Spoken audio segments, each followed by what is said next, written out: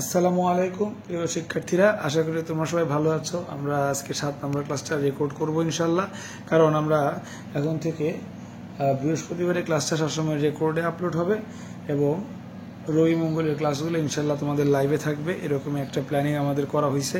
তো ভিডিওটা দেখার আগে একটু কষ্ট করে ভিডিওটা পজ করে একটু চ্যানেলটা সাবস্ক্রাইব করে নাও, যাতে করে যে কোনো রকমের ইনফরমেশন আসলে তোমাদের গ্রুপে যেন লিঙ্ক না দেওয়া লাগে।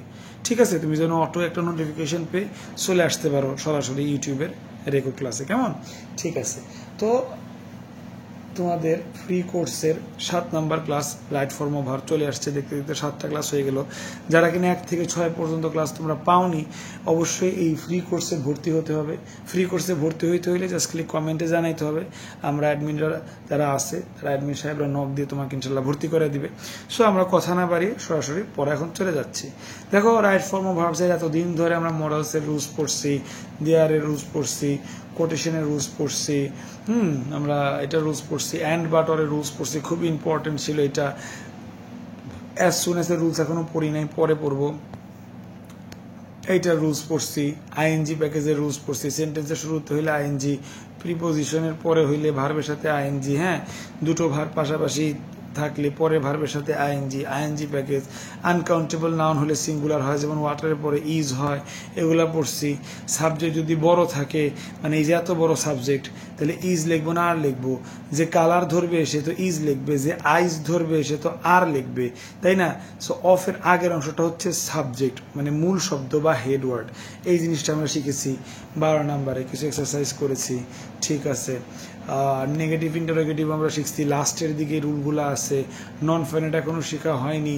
If every either neither any no এগুলোর পরে সিঙ্গুলার হয়, এটাও আমরা শিখেছি শিক্ষার্থীরা। পাশাপাশি এই 19 নাম্বার শেখা হয়নি, আমরা এককালে শিখবো প্রেজেন্ট পারফেক্ট টেন্স। এই নিয়মটাও প্রিয় শিক্ষার্থীরা আমাদের কিন্তু শেখা হয়েছে। এর পাশাপাশি এই পৃষ্ঠাটা আজকে আমাদের শেখা বাদ আছে 21 থেকে 24। আমরা এই পৃষ্ঠাটাই আজকে শিখবো, মূলত আজকের ক্লাসটা এই পৃষ্ঠাটাকে নিয়ে। ঠিক আছে। তারপর আরেকদিন আমরা কন্ডিশনাল সেন্টেন্স শিখবো। ঠিক আছে। ইন দ্য মিন টাইম আমরা কিন্তু রুলস অফ ইন্টারোগেটিভ অলরেডি শিখে ফেলেছি শিক্ষার্থীরা। এই দেখে এখানে আমরা প্রিভিয়াস ক্লাসে কিন্তু রুলস অফ ইন্টারোগেটিভের কিছু কোশ্চেনও কিন্তু আমরা সলভ করছিলাম প্রিভিয়াস ক্লাসে, তোমরা দেখতে পারো। রুলস অফ ইন্টারোগেটিভ আমাদের শিখা শেষ এভাবে। তারপরে আমরা রুলস অফ নেগেটিভও শিখেছি, যে রুলস অফ নেগেটিভ কী থাকলে আমরা রুলস অফ নেগেটিভ বুঝবো, যেমন নট থাকলে। আর রুলস অফ নেগেটিভে আমাদের করতে হবেটা কি সেটাও কিন্তু আমরা শিখেছি। এই যে do not, does not, did not এনে ব্র্যাকেটের ভার্বটা সর্বদা বেস ফর্ম থাকবে, মানে যে ভার্বটা সেটা হুবাহু লিখতে হবে। আর যদি তোমার প্রশ্নে নো লেখা থাকে তাহলে এটাকে তোমার নট লিখতে হবে, নো লেখা যাবে না। Not, do not, does not, did not, এটা মুখস্থ রাখতে হবে। এই তারপরে এই জিনিসটা আমরা শিখছি। আর লাস্টলি আমরা প্যাসিভও করে ফেলছি। 4 এবং 5 নাম্বার ক্লাসে আমরা ধুমায়া প্যাসিভ করছি। প্যাসিভ ভয়েসটা রাইট ফর্ম অফ ভার্বে কীভাবে হয় এই জিনিসটা আমরা এই এক্সাম্পলের মাধ্যমে শিখছি। এবং তারপর অফিসিয়ালি আমরা কি করছি, রাইট ফর্ম ভার্বের ক্ষেত্রে প্যাসিভের ব্যবহার, এই জিনিসগুলো কিন্তু আমরা শিখে ফেলছি। এই প্যাসিভের স্ট্রাকচারটা দেখছি, এম ইজ আর ওয়াজ এর পর ভার্বের V3 হইলে প্যাসিভ করতে হবে, এইভাবে প্যাসিভ করতে হবে। এক কথায় এগুলাকে টু বি ভার্ব বলে। টু বি ভার্বের পর তোমার ব্র্যাকেটের ভার্বের V3কেই আমরা মূলত প্যাসিভ বলি। সো এই যে 3 মিনিটে আমি এতটুক শেষ করে দিলাম। এই এতটুক হচ্ছে বিগত 1 থেকে 6 ক্লাসের সামারি, মানে 6 ঘন্টার। প্রত্যেকটা ক্লাস আমাদের 1 ঘন্টা করে হয়, রেকর্ড ক্লাস বাদে লাইভ ক্লাসগুলো 1 ঘন্টা করে হয়। সো 6 ঘন্টার সামারি আলহামদুলিল্লাহ আমাদের 1 ঘন্টাতেই কিন্তু শেষ হয়ে গেল। এইবার আমরা বিষয়গুলো আর বাড়াবো না, চড়াবো না, আমরা খুবই সুন্দর করে এবার পড়ায় চলে যাব। যতটুকু পড়ছে ততটুকু দেখালাম। এবার আজকের আমাদের মেইন পড়া হচ্ছে এইটা। ঠিক আছে, আমরা এইটাতে চলে যাচ্ছি। এটার জন্য অবশ্যই আমার একটা পেজ লাগবে। এটা বোঝানোর জন্য একটা পেজ লাগবে, না? একটা পেজ নিলাম, এবার এই পেজ আমার একটু লেখালেখি করতে হবে। তোমাদের স্ক্রিনটা একটু ছোট করলাম, একটা কাজ করব বলে, কিছু আবার তোমরা মনে করো না। দেখো কি কাজ করি, এই অংশটা কেটে আমি এখন পেজে নিব, এটা দিয়ে আমি তোমাদের পড়াবো। ঠিক আছে, এইবার আমি বড় করে দিব, সমস্যা নেই। কলম নিলাম, বিসমিল্লাহ। দেখো শিক্ষার্থীরা কি লেখা,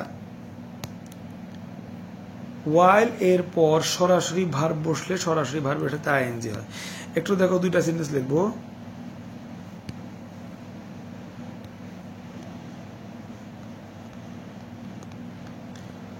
while he go to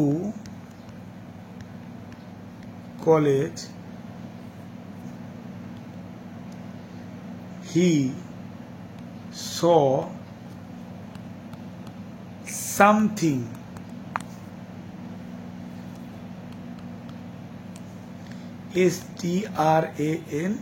strange. While go to college he saw something strange. ঠিক আছে শিক্ষার্থীরা, আর এটা দেখো শিক্ষার্থীরা, while go to college, while he go to college he saw something strange, while go to college a snake bites me. প্রিয় শিক্ষার্থীরা, সুপ্রিয় শিক্ষার্থীরা, মনোযোগ দাও, এখানে ভালো করে শিখে রাখো। তোমার প্রশ্নে যদি while থাকে, কি থাকে, while, অবশ্যই ভার্বের সাথে আইএনজি হবে, there is no doubt about that. প্রশ্নে while থাকলে you must use ING after verb, ভার্বের পরে তোমাকে আইএনজি ব্যবহার করতে হবে, দেয়ার ইজ নো ডাউট, কোনো সন্দেহের অবকাশ নেই। But the pattern of adding ING is different, মানে আইএনজি অ্যাড করার যে প্যাটার্নগুলো শিক্ষার্থীরা, এটা ডিফারেন্ট। দুইটা মডেল আছে, আইএনজি যোগ করার মডেল কয়টা, দুইটা। while এর পরে ভার্বের সাথে আইএনজি যুক্ত হবে, it's true, but the pattern is two types. কয় টাইপের প্যাটার্ন আছে, দুই টাইপের। প্রথম প্যাটার্ন হলো while এর পর ডিরেক্ট গ্যাপ দিয়ে দিবে। দ্বিতীয় প্যাটার্ন হলো while এর পরে প্লাস একটা সাবজেক্ট থাকবে, তারপরে গ্যাপ দিবে। সো while এর পরে আমি এক কথায় বলে দিব, এটা পেশাবই না, while এর পরে যখন ডিরেক্ট গ্যাপ দিবে তখন কি লিখি দেখো, ডিরেক্ট অ্যাকশন। while এর পর ডিরেক্ট গ্যাপ দিলে direct action, which is, while এর পরে ডিরেক্ট গ্যাপ আছে, ডিরেক্ট অ্যাকশন হিসেবে গো এর সাথে আইএনজি, এটাই উত্তর। গো এর সাথে আইএনজি, এটাই উত্তর। Direct verb, direct ING, while এর পরে ডিরেক্ট ভার্ব, ডিরেক্ট আইএনজি। কিন্তু শিক্ষার্থীরা যদি while এর পরে একটা যদি while এর পরে একটা সাবজেক্ট থাকে, then you must respect the subject. তোমাকে এই সাবজেক্টকে রেসপেক্ট করতে হবে, you show respectness towards this subject. এই সাবজেক্টকে তোমার রেসপেক্ট শো করতে হবে। while এর পরে ডিরেক্ট ভার্ব থাকলে ডিরেক্ট আইএনজি, কিন্তু while এর পরে যদি সাবজেক্ট থাকে তাইলে am, is, are অথবা was, were, এই পাঁচটার যে কোনো একটা আনতে হবে, তারপরে ভার্বের সাথে আইএনজি যোগ করতে হবে। যেমন আমি যদি লিখি I play cricket, I play cricket, এবার যদি তোমাকে এখন বলি এটা কন্টিনিউয়াস করো, সবাইকে এটা লিখবা, আই প্লেইং ক্রিকেট। এটা যদি লেখো তোমার কোশ্চেন কিন্তু ভুল, তোমাকে লিখতে হবে I am playing cricket, I am playing cricket. সাবজেক্টের কারণে অ্যাম, ইজ, আর, ওয়াজ, আর এই ভার্বগুলো চলে আসে।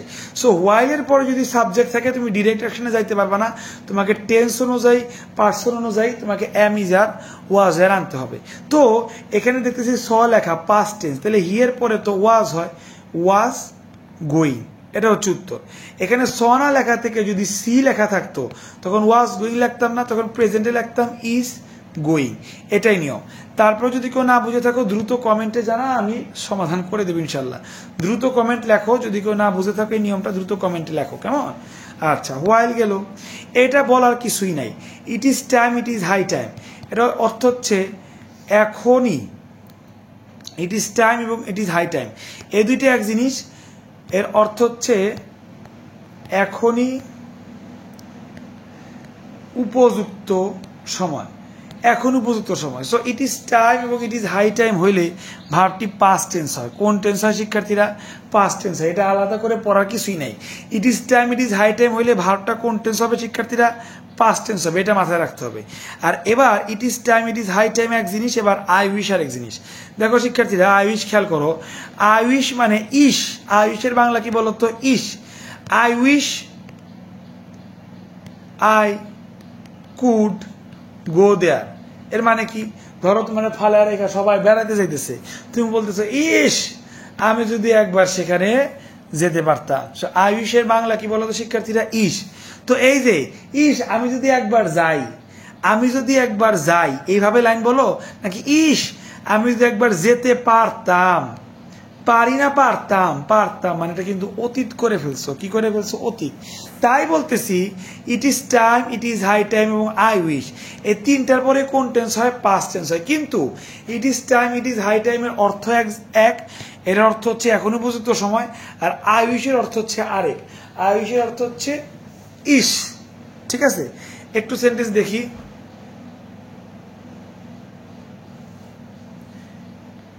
ইট ইজ হাই টাইম, যেহেতু আলেক্সি তাহলে এটা পাস্ট হবে লিভের প্লাস কি? এলইএফটি, লেফট দ্য প্লেস। এটাই উপযুক্ত সময় যে এই প্লেসটা ত্যাগ করার, এখান থেকে চলে যাওয়ার। ঠিক আছে, এরপর আরেকটা একটু দেখো।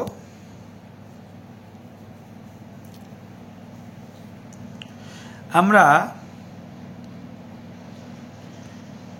এই যে ইফ লেখা আছে, আমরা তো ইফ পড়তেছি না, পড়তেছি আমরা কিন্তু ইফ পড়তেছি না। ইফটা আমরা একটু মুছে দিব। হ্যাঁ, ইফের পরিবর্তে আমরা লিখব আই উইশ। কি লিখব?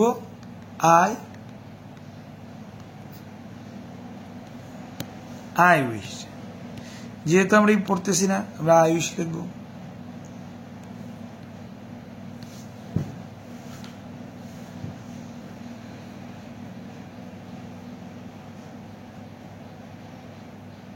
না, আই উইশ লেখা আমাদের সুন্দর করে শেষ হয়ে গেল। তাহলে দেখো তো কি লিখলাম? I wish, comma, I wish, I wish I be a bird. ইস, আমি যদি পাখি হইতাম। এইটা তো শিখাবো, এই নিয়মটা। এই নিয়মটা শিখানোর আগে দেখো, আই উইশ, ইস, আই প্লে ক্রিকেট। ইস, আমি যদি ক্রিকেট খেলতাম। তো এখানে প্লেয়ের পাস্ট কি হবে? প্লেড হবে। সো আই উইশ থাকলে পাস্ট হয়। সো এখন সবাই কিন্তু পাস্ট হিসেবে বি এর পাস্ট কিন্তু ওয়াজ দিবা, তাই না? ইস, I wish I was a bird, তাই না? এটাই তো পাস্ট। বি মানে তো এম ইজ আর ওয়াজ আর। যারা জানো না শিক্ষার্থীরা, তারা একটু লিখে নাও। বি মানে হচ্ছে am is are was were. Am is are was were এগুলাকে পাস্ট টেন্স বলে, সরি বি ভার্ব বলে। কি বলে? বি ভার্ব বলে। সো প্রেজেন্ট হলে এম ইজ আর, পাস্ট হলে ওয়াজ ওয়ার লিখতে হয়। সো আই উইশ মানে তো ইস, আর এরপরে যেহেতু আর তোমার টিচারে লিখছে যে পাস্ট টেন্স হয়, তাহলে সবাই গণহারে এখানে কি লিখবে? আয়ের পরে ওয়াজ লিখবে না। কিন্তু এখানেই সমস্যা, এখানে ওয়াজ না ওয়ার হবে। কেন? আয়ের পরে তো স্যার বাপের জিন্দেগিতে ওয়ার লেখা দেখি নাই। তাহলে স্যার কেন আয়ের পরে ওয়ার দিব? আমরা তো জানি স্যার সিঙ্গুলার হইলে ওয়াজ হয় স্যার, আবার তো জানি স্যার প্লুরাল হইলে স্যার ওয়ার হয়। তাহলে স্যার আয়ের পরে কেন ওয়ার দিব? এটা আয়ের জন্য তুমি না, এটা আই উইশের জন্য। এটা মুখস্থ। দেখো আমি তোমাকে লিখে দিচ্ছি, তিনটা ক্ষেত্রে ওয়ার হয়। আই উইশ, ইফ এবং অ্যাজ ইফ। অ্যাজ ইফ অথবা অ্যাজ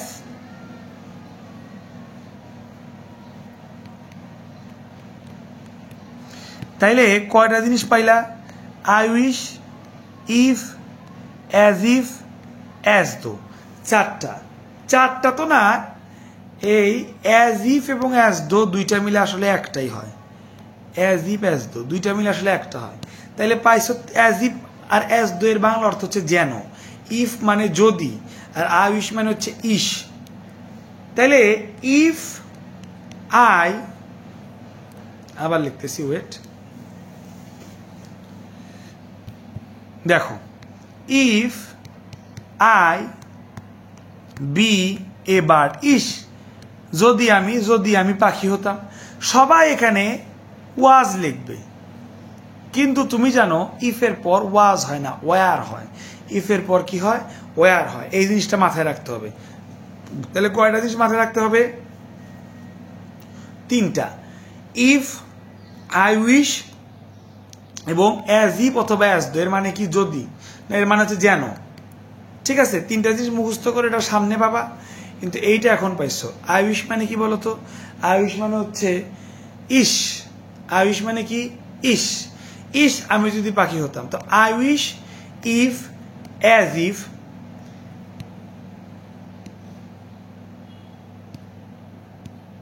উপরে খেয়াল করো যেখানে দাগ দিব, ব্র্যাকেটে যদি বি ভার্ব থাকে তাহলে সর্বদা ওয়ার বসে। এটা একটু বেশি করে দাগ দিয়ে দিই। সর্বদা কি বসে? ওয়ার বসে, আলাদা একটা দাগ দিয়ে দিলাম। ব্র্যাকেটে যদি বি ভার্ব থাকে, আই উইশের ক্ষেত্রে ধরো তোমার এই যে দেখো আই উইশ বি ভার্ব আছে, ওয়াজ হবে না, সর্বদাই ওয়ার হবে, একবার দুইবার না, সর্বদাই ওয়ার হবে। আই উইশ নাই, ইফ আছে, if I be a bird I would fly, আমি পাখি হইলে আমি উড়তাম। তো ইফ দেওয়া আছে, যদি ইফ দেওয়া থাকে তাইলেও সর্বদা কি হবে? ওয়ার হবে। আর অ্যাজ ইফ, সে এমন ভাবে লাফালাফি করতেছে, অ্যাজ ইফ যেন সে একটা পাখি।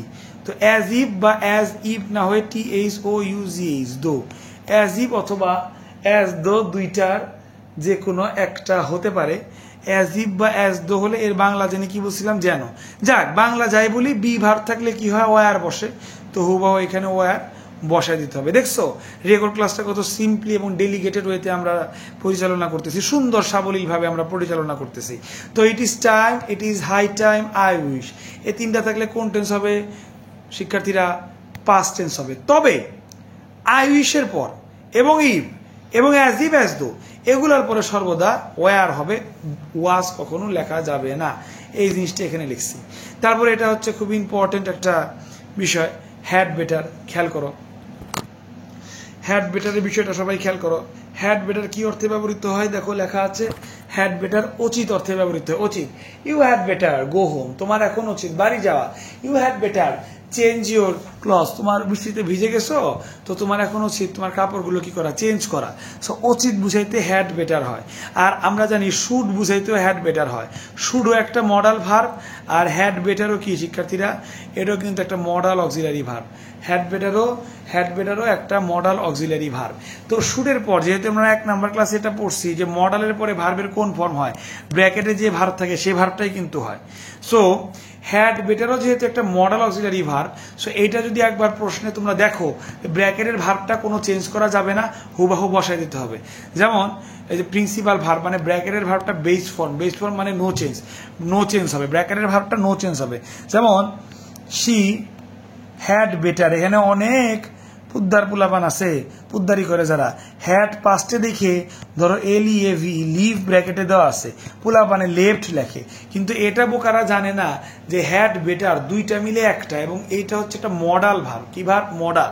সো এরপরে তো কখনো পাস্ট লেখা যাবে না, এরপরে ব্র্যাকেটের ভার্বটা হুবাহু লিখতে হবে, she had better leave the place. So had better যেহেতু মডাল, তো এরপরে ডিরেক্টলি লিভই লিখতে হবে। বুঝাইতে পারছি? যদি তারপর না বুঝে থাকো কাইন্ডলি একটু কমেন্টে জানাও।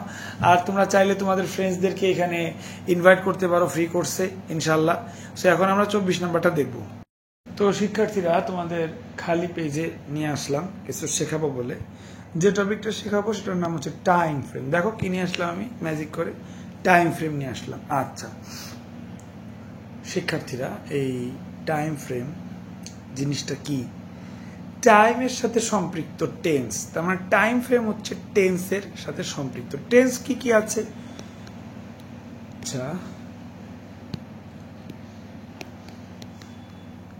প্রেজেন্ট টেন্স আছে, পাস্ট টেন্স আছে, ফিউচার টেন্স আছে।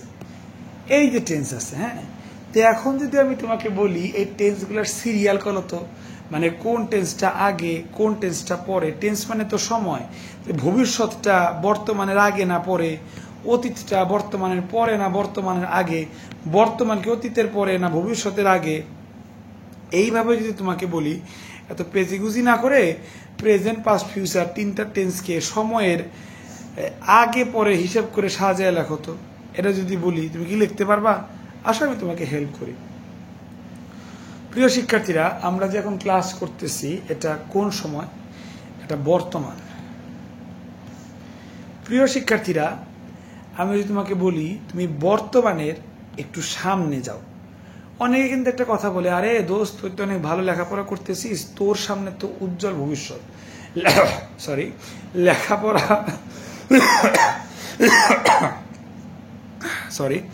লেখাপড়া করতেছে তো আজকে, কিন্তু উজ্জ্বল ভবিষ্যৎটা সামনে। তাহলে সামনে কি বলতো শিক্ষার্থীরা? সামনে কিন্তু তার উজ্জ্বল ভবিষ্যৎ, তাই না? তাহলে সামনে, প্রেজেন্টের সামনে হচ্ছে ফিউচার।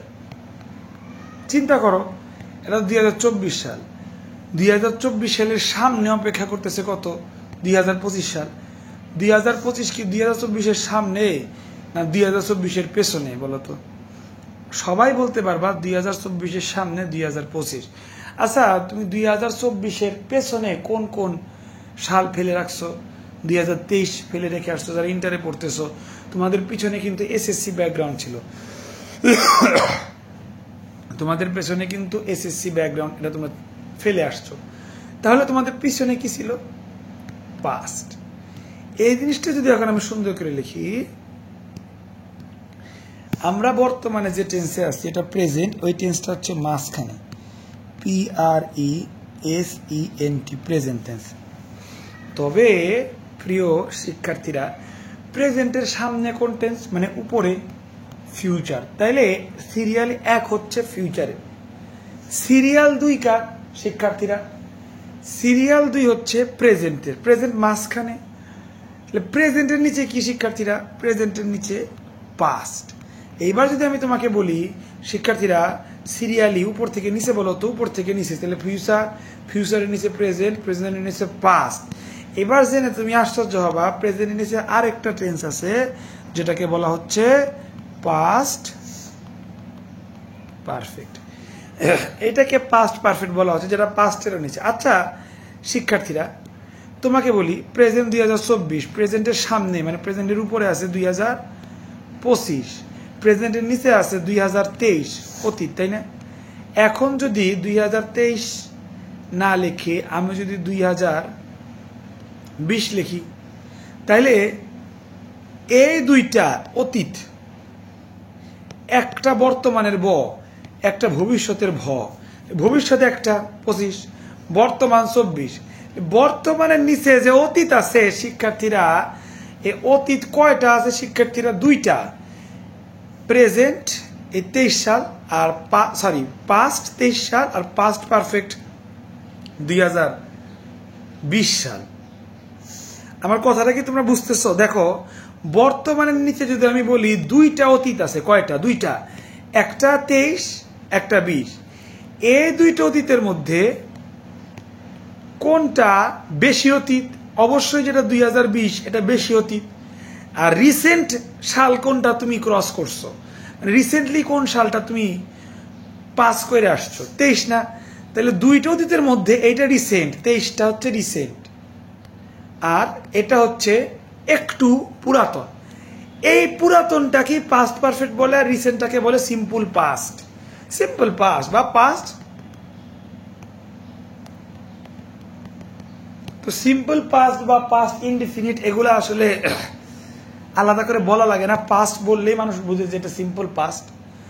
তো পাস্ট যদি হয় 2023, তো পাস্টের নিচে পাস্ট পারফেক্ট, এটা 2023-এর আরো নিচে নামবে, 2021 হইতে পারে, 2020 হইতে পারে।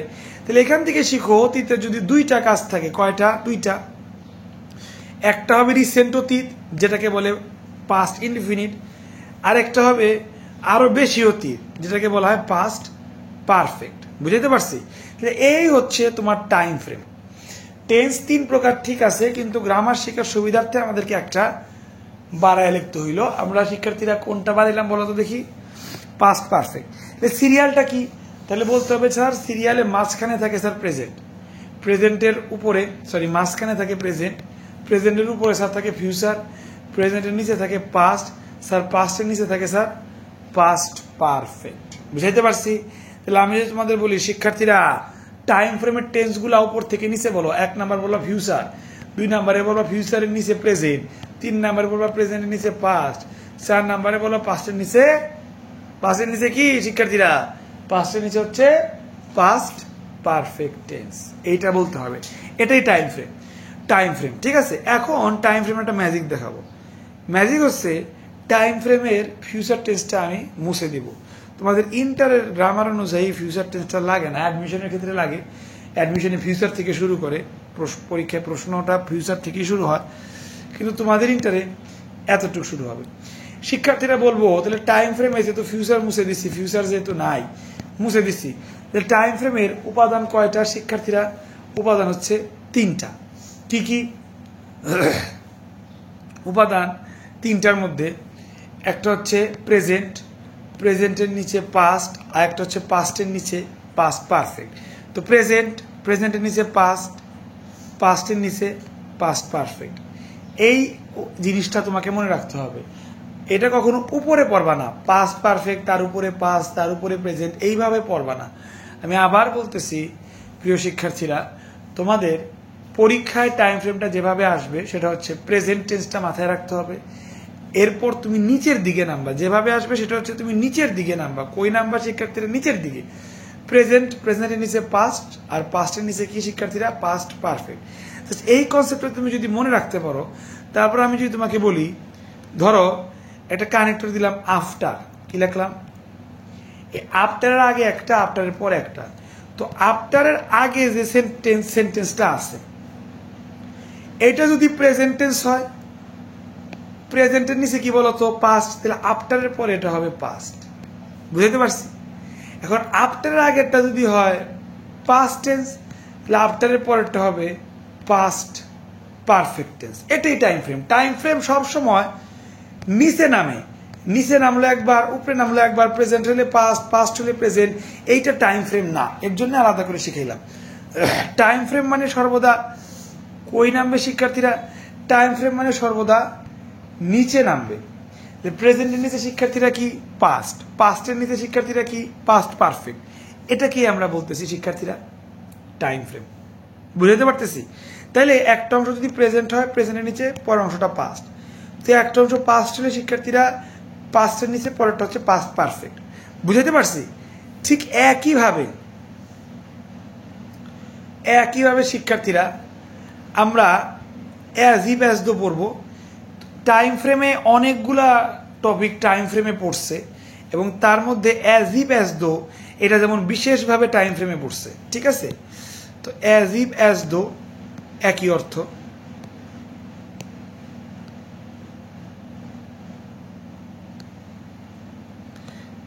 ছোট করে দিলাম, মানে দেখতে সুন্দর লাগে।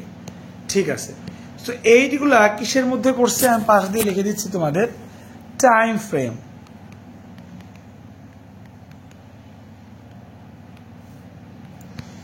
টাইম ফ্রেমের মধ্যে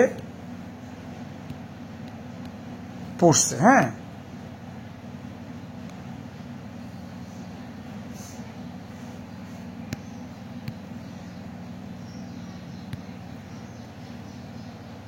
এই না, টাইম ফ্রেমে পড়ছে। যেটা টাইম ফ্রেমে একবার বলবো তাহলে আর 7-5 চিন্তা করবা না। আগের অংশ প্রেজেন্ট, পরের অংশ পাস্ট, আগের অংশ পাস্ট, পরের অংশ পাস্ট পারফেক্ট। এইটাই মানে টাইম ফ্রেম, মানে নিচের দিকে নামবে। He talks as if, as if এর মানে হচ্ছে যেন। হি টক্স, সে এমন ভাবে কথা বলতেছে যেন সে একজন পাগল। ঠিক আছে? বুঝাইতে পারছি? এইখানে খেয়াল করো, যেহেতু আগের অংশ প্রেজেন্ট, পরেরটা হবে পাস্ট, তাহলে হি আছে, হি এর পরে তো ওয়াজ হয়। কিন্তু একটু 10 মিনিট আগে তোমাকে দেখাইছি অ্যাজ ইফ এবং অ্যাজ দো, এগুলার পরেও ওয়াজ না হয়ে ওয়ার বসে, একটু আগেই দেখাইছি। তো এখানে অ্যান্সার হবে কি? ওয়ার। প্রেজেন্ট আছে দেখে পাস্ট। দেখো শিক্ষার্থীরা, হি টক্স, নিচেরটা পড়ো, এই যেটা পড়ো, হি টক্স, সে এমন ভাবে কথা বলতেছে যেন, যেহেতু টক্স প্রেজেন্টে আছে তাহলে পরবর্তী অংশটা পাস্ট হবে। হি নো এভরিথিং, নো না হয়ে নো এর পাস্ট কি? নিউ হয়েছে। কেন? কারণ শিক্ষার্থীরা এগুলা টাইম ফ্রেমে পড়ছে। এগুলা কিসে পড়ছে শিক্ষার্থীরা? অ্যাজ ইফ বা অ্যাজ দো এর মানে হচ্ছে যেন। সে এমন ভাবে একটা পার্ট নিতেছে যেন সে সবকিছুই জানে। So as if as though time ফ্রেমে যেহেতু পড়ছে, আগের অংশ প্রেজেন্ট থেকে পরের অংশ পাস্ট করা হয়েছে। এটাই হচ্ছে নিয়ম। আবার আগের অংশ যদি পাস্ট হয়, বিহেভ হচ্ছে প্রেজেন্ট, কিন্তু তার সাথে ডি লাগে পাস্ট করছে। হি বিহেভ, সে এমন আচরণ করতেছে অ্যাজ ইফ, যেন সে একটা ভূত দেখছে, একটা দৈত্য দেখছে।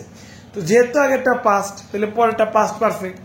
পাস্ট পারফেক্ট করতে হলে তোমার ব্র্যাকেটে যে ভার্বটা থাকবে সি, তার আগে একটা হ্যাড বসাইতে হয়। কি বসাইতে হয়? হ্যাড। এবং সি ভার্বের ভিতরে হচ্ছে সিন, হ্যাড সিন। এই হ্যাড প্লাস V3, আবার বলতেছি হ্যাড প্লাস V3 এটাকে পাস্ট পারফেক্ট টেন্স বলে। হি বিহেভ, সে এমনভাবে আচরণ করতেছে যেন অ্যাজ ইফ যেন he had seen a monster, সে একটা কি দেখছে, ভূত দেখছে। তো এই ছিল আজকের ক্লাসটা, শুধুমাত্র এইটাই ছিল। এইখানে যে রুলগুলা বাদ ছিল একটা না, সেই রুলগুলা পড়িয়ে দিয়েই ছিল আজকের ক্লাসের উদ্দেশ্য। একটা বড় একটা জিনিস শেষ হইলো। তোমরা কারা কতটুকু বুঝছো সবাই কমেন্ট করে জানাবে, যদি কোথাও বুঝতে সমস্যা থাকে সেটাও কমেন্ট করে জানাবে। ইনশাল্লাহ নেক্সট ক্লাস আবার রবিবার দিন, ইনশাল্লাহ রবিবারে দেখা হবে, ক্লাসে কথা হবে ইনশাল্লাহ। সেই পর্যন্ত ভালো থাকবে, আর অবশ্যই চ্যানেলটা সাবস্ক্রাইব করে ফ্রেন্ডসদের মাঝে এই ফ্রি কোর্সটা শেয়ার করে দিবে ইনশাল্লাহ। ভালো থাকবে, আল্লাহ হাফেজ, আসসালামু আলাইকুম।